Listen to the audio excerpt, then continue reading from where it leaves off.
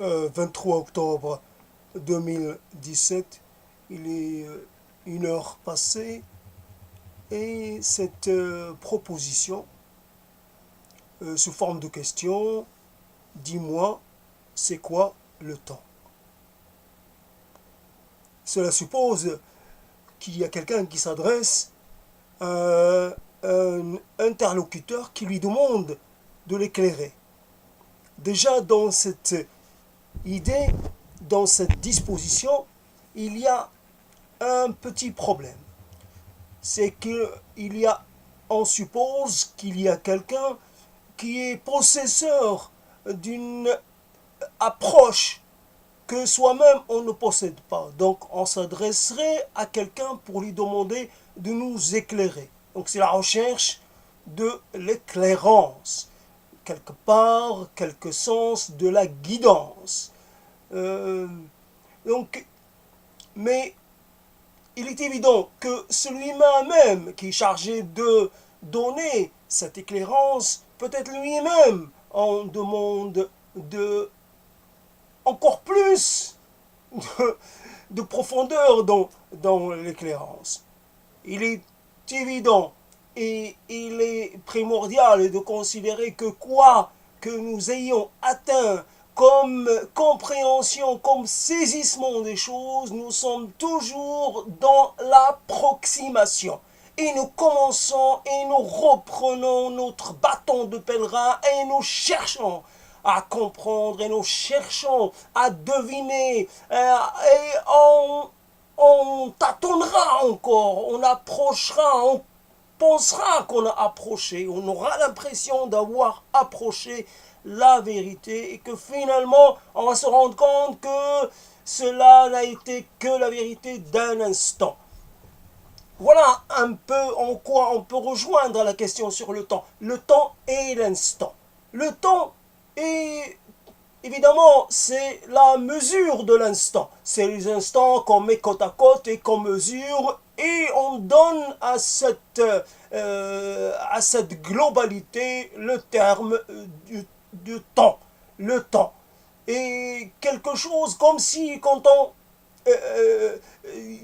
on définit quelque chose, quand on le nomme, on lui donne une certaine consistance, on lui donne une certaine corporalité et finalement il aurait des limites puisqu'il a une forme et tout ce qui a forme a des limites, il n'y a pas de forme infinie. Donc le temps, quand on le nomme, il devient limité, il devient consistant, il devient un corps. Or le temps n'est pas le corps, n'est pas le corps tel que nous le pensons ou nous le approchons. Donc le temps est quelque chose qui est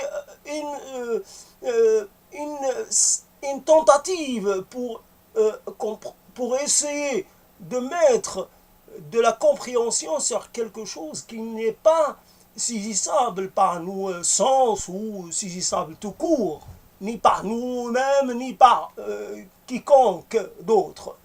Finalement, je me perds un peu, donc je vais essayer de reprendre le contrôle de cette proposition. Dis-moi, c'est quoi le temps? C'est en cet instant le temps que je prends pour essayer de réfléchir ou d'impulser un nouveau cours d'expression. C'est le temps, c'est les choses qui se passent et qui ne se passent pas. Le temps de la respiration, le temps de la réflexion, ça suppose un moment d'arrêt et un moment d'action, d'un arrêt. Donc on s'arrête et puis on reprend son inactivité et puis donc le temps est déjà perçu comme la chose et son contraire, l'action et l'inaction, le mouvement et le non-mouvement. Et le temps, c'est ce qui permet, là aussi, donc là c'est une approche facile, le temps est ce qui permet d'avoir une histoire. Et ce qui permet, en fait, il est la mémoire est liée au temps. Nous construisons une mémoire parce que nous sommes sujets, nous sommes soumis au temps. Nous sommes les sujets du temps. Donc finalement, la mémoire, sans le temps, on n'aurait pas de mémoire. Sans cette chose qui se... voilà, une forme, celui qui a vécu au bord de la mer pourra toujours convoquer l'image de la vague. Or, la vague, elle a une force et à un moment donné, elle emporte, mais à un moment donné, il faut bien qu'elle se brise quelque part. Et on a l'impression comme si... Et donc, par contre, la vague, en tant qu'image, la vague emporte les choses. Mais là où il est difficile de comparer le temps à une vague ou à une série de vagues, c'est que pour nous-mêmes, peut-être que pour nous-mêmes, on est emporté par les vagues jusqu'à ce que ces vagues s'arrêtent d'elles-mêmes et, et donc c'est notre vie qui s'arrête, c'est notre rapport au temps qui s'arrête. Mais la mort ne signifie à ce moment-là, le temps, est-ce que la mort est elle aussi fait qu'on sort du temps? Est-ce que la mort, là, les choses se compliquent un peu parce que fondamentalement, on pense la mort comme quelque chose qui signifie une rupture, une fin même. Et il est possible que la mort ne soit pas une fin. Donc on sort d'une temporalité précise et on entrerait dans une autre temporalité. Et donc, le temps est aussi une histoire une histoire de rythme. Il y a dans le temps comme des périodes. Comme on parlerait de l'histoire, la période primaire, la période secondaire, la période, etc., tertiaire, etc. On classerait les choses. Et c'est vrai qu'il y a pour nous des époques. On pourrait parler de l'époque où nous entrons en contact avec les choses. En fait, nous sommes dans notre enfance, comme l'a été la Terre, quand on parle de l'enfance de la Terre, avec énormément de mouvements, de volcans, de choses cataclysmiques, et puis avec la maturité, les choses se sont calmées, les choses se sont calmées et ont permis l'émergence de la vie, parce que autrement... Et donc finalement, l'enfance, notre enfance, c'est le moment, d'une certaine façon, où tout est en ébullition, quelque part, tout est en train d'émerger, tout est en train d'apparaître, c'est tous les possibles en même temps qui surgissent devant nous et nous allons être obligés de choisir un possible parmi tous les possibles. Et finalement, quand nous repensons à notre enfance, c'est, comment dire, on a l'impression que ça a été dense en événements, dense en sensations. C'est peu et en même temps c'est beaucoup. L'enfance, c'est une période assez courte, mais l'importance de ce qu'on y vit, l'importance de ce qu'on y rencontre, n'a rien à voir avec sa durée. Et alors, la prime jeunesse aussi, là, nous avons l'impression que nous avons tout le temps devant nous et que le temps, il nous permet de nous étendre, de nous imaginer dans la durée, que quand nous entreprenons les choses, nous avons le sentiment que nous sommes dans une certaine assurance, dans une certaine tranquillité, que nous pouvons entamer entamer des parcours et que nous pourrions les entamer jusqu'au bout parce que nous sommes assurés d'avoir le temps nécessaire pour le faire. Donc il y a là aussi une autre vision du temps. Et pourtant, là aussi encore comme pendant l'enfance, il se passe des choses qui vont nous marquer et qui seront déterminantes, mais qui seront déterminantes par l'impact, par le marquage, par comment dire, par le souvenir, par le qui vont laisser en nous. Après, d'autres époques de notre vie, nous sommes d'une certaine façon, nous vivons sur l'acquis des âges passés, mais nous avons un autre rapport au temps. Le temps passe, mais il passe un peu à côté de nous. Nous ne sommes plus tellement dans le temps, nous sommes déjà hors du temps. Nous sommes en train de faire la sortie hors du temps. Et si déjà dans la question, parce que répondre à cette question, à cette interpellation n'est pas évident, tout dépend du contexte de la réponse. Et c'est toujours cette histoire, cette proposition, j'y pensais hier, donc je le fais qu'aujourd'hui, donc il y a un décalage. Et puis je suis dans une position mentale pas évidente. En fait, finalement, c'était un peu sur le type de questionnement, un peu le petit prince. Dis-moi, c'est quoi?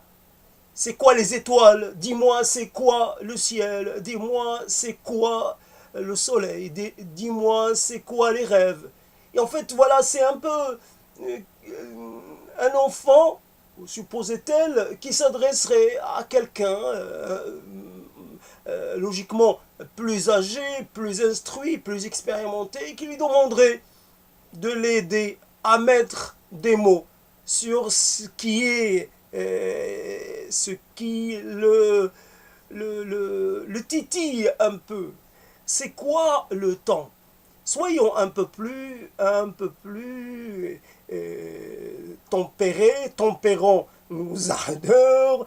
Donc je me calme un peu et j'essaie d'être un peu.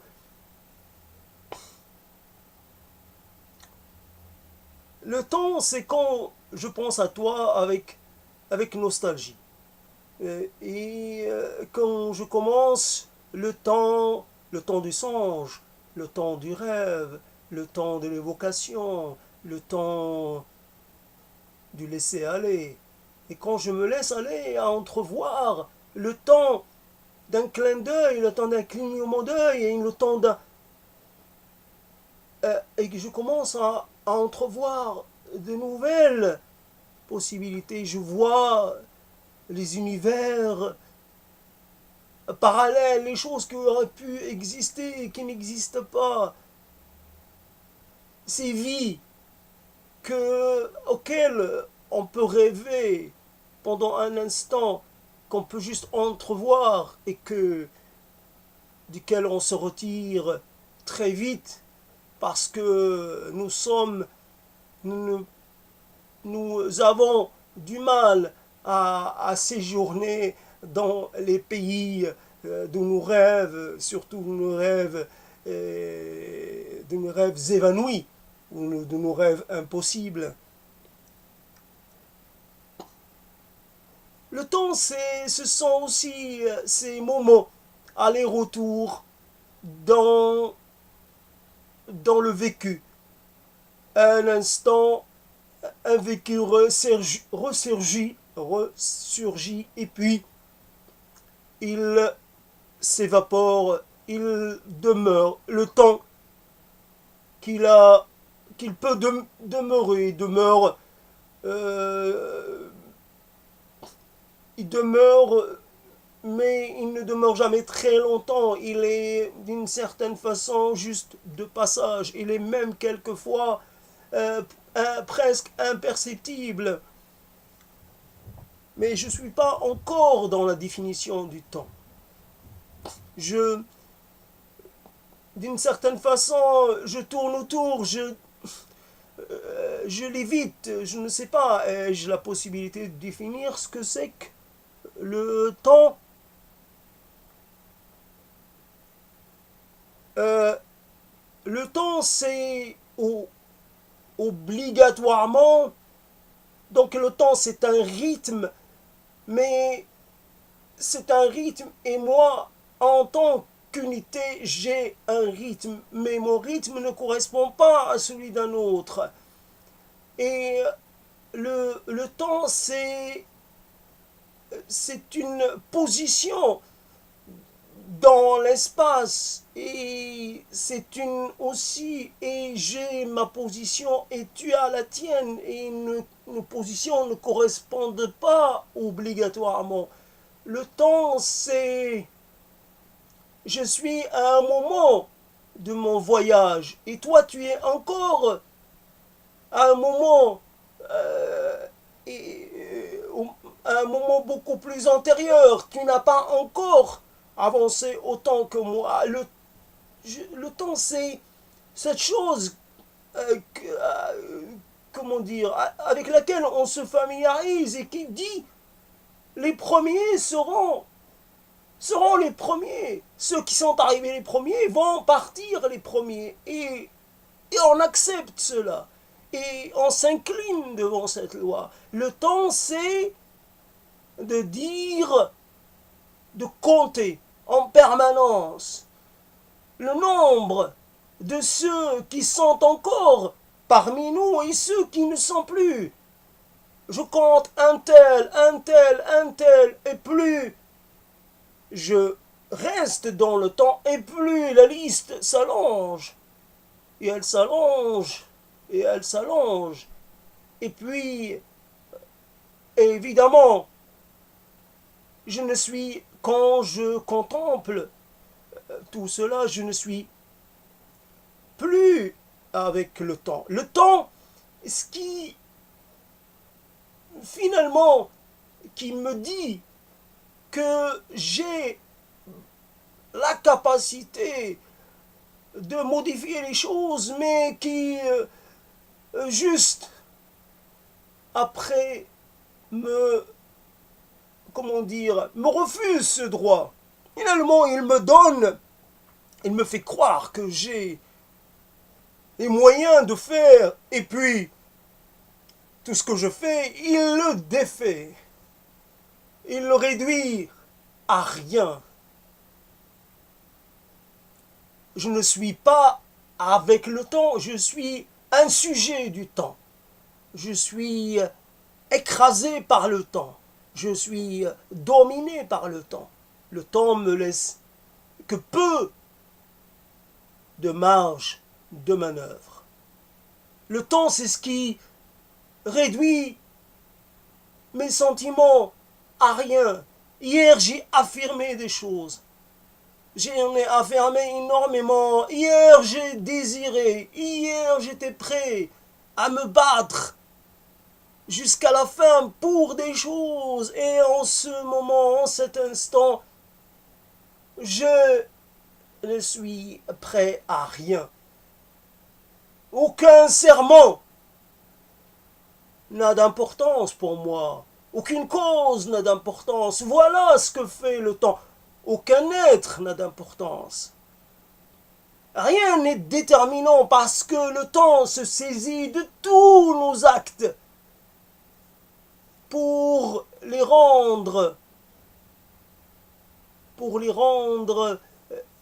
nuls, inutiles, innés, pour les altérer, pour les désubstantialiser. Il n'y a plus de substance, il n'y a plus rien. Le temps, évidemment, nous apprenons toujours, à chaque instant, ce que c'est que le temps.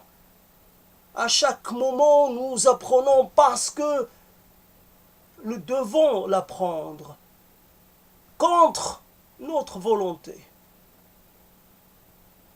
Tant de gens ne sont plus là pour témoigner, pour porter leur voix, pour concourir avec nous dans cette œuvre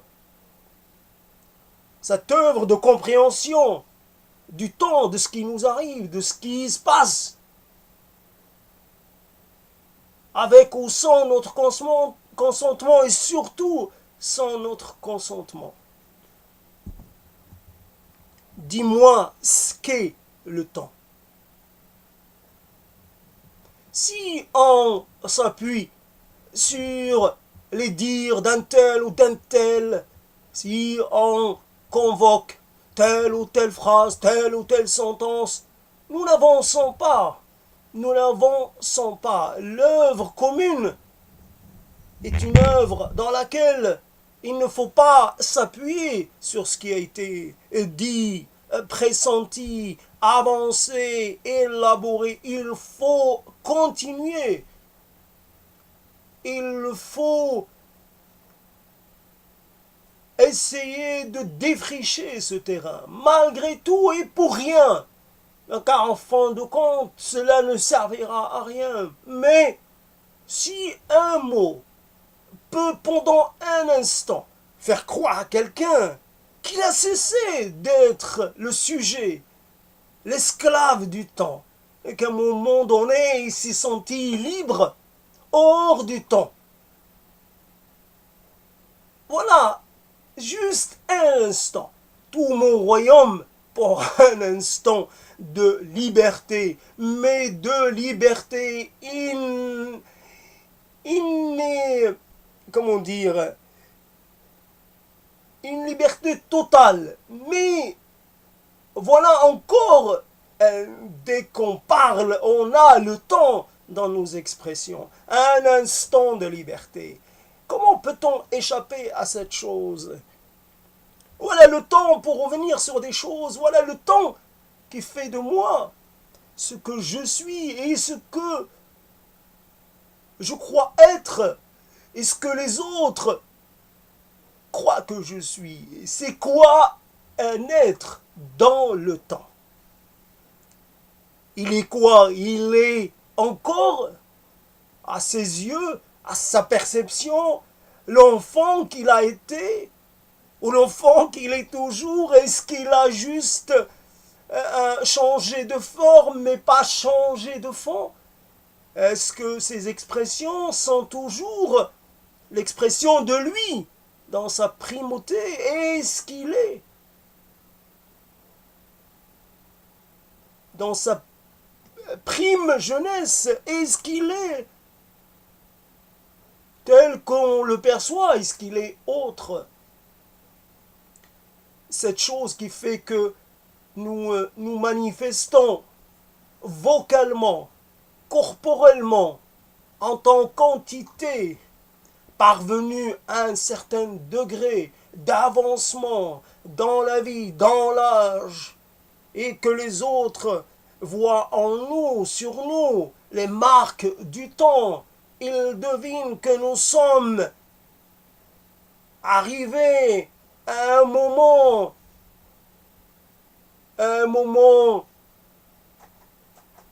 important, un moment, comment dire, un moment qui risquerait de nous amener vers... Nous sommes arrivés au moment où nous allons décliner. Voilà encore un concept qui est attaché au temps, le déclin.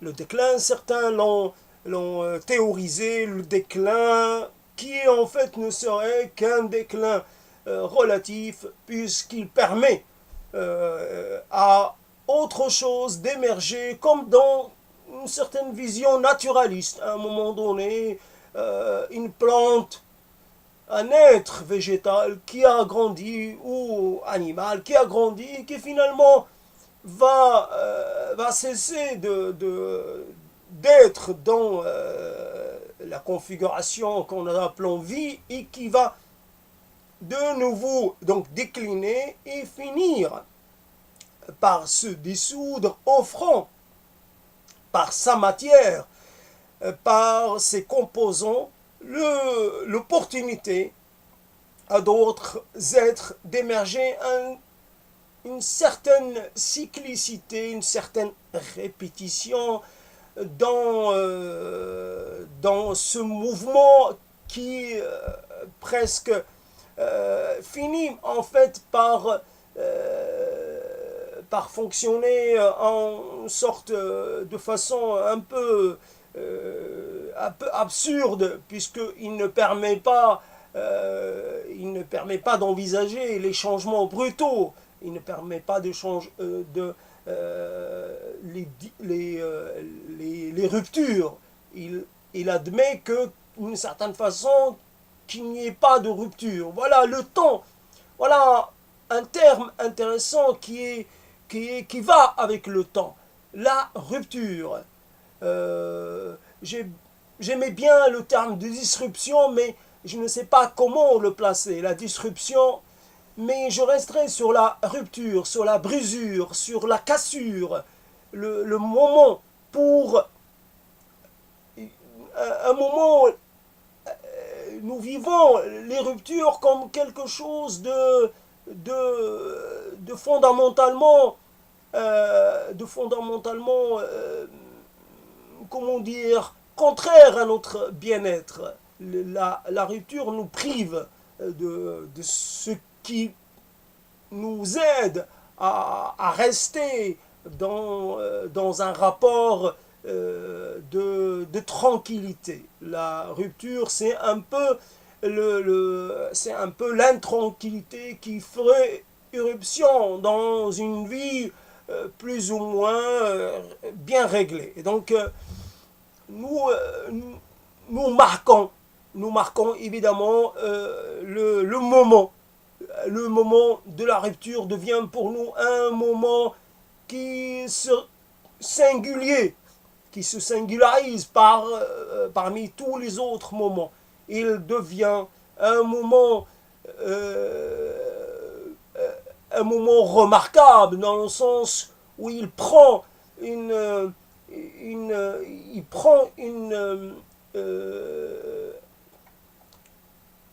non pas une densité, mais il prend une marque particulière. Il a une identité à part. Il a je ne trouve pas les mots.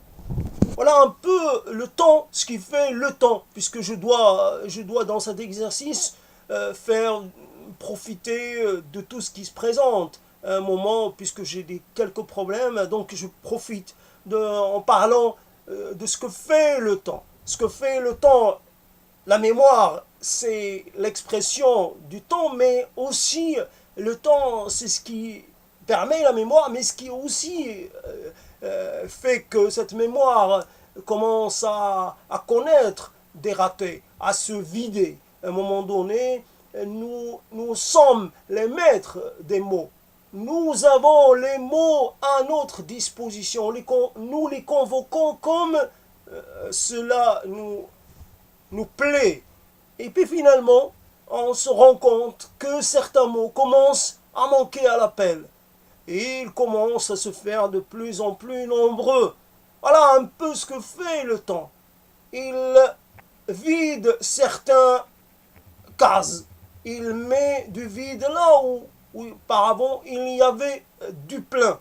Ainsi, cette chose n'a plus de nom. Ainsi, cet être n'a plus d'identité. Je ne me rappelle plus. Cela est les choses dont je ne me suis pas rappelé depuis le tout début. Parce qu'il y a toujours des choses qui nous échappent. Mais là, il s'agit des choses avec lesquelles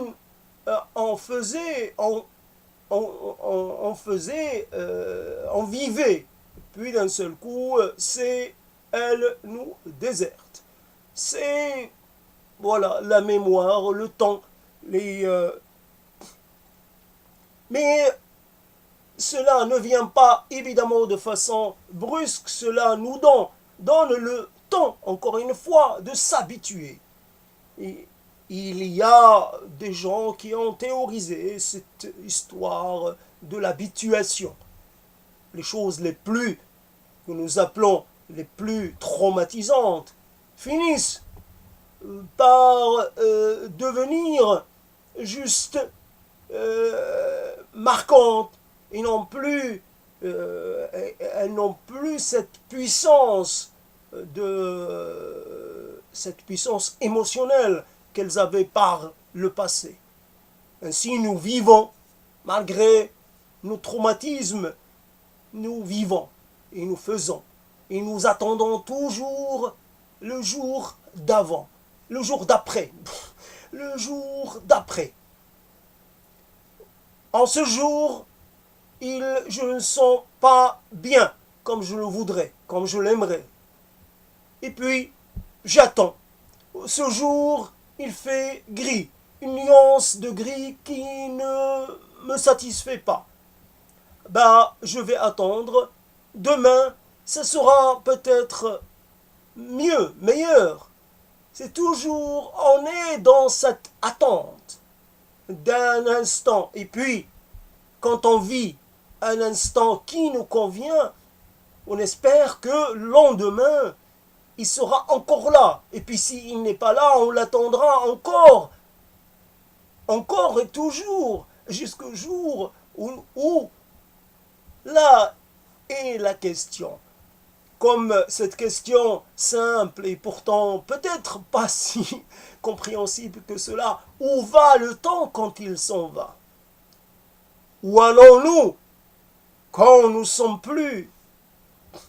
Où vont nous souvenir les choses qui faisaient de nous peut-être des êtres dans le temps, mais qui faisaient de nous des êtres singuliers dans le temps? Où va notre temporalité, notre sensibilité, notre rapport propre au temps?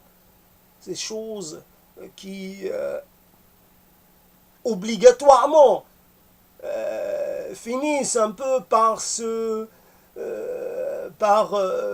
redevenir,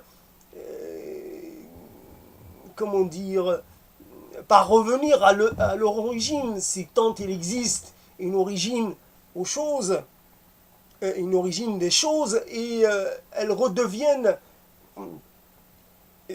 quelque part insignifiantes, parce qu'elles n'ont plus cette capacité à exprimer des choses, parce qu'elles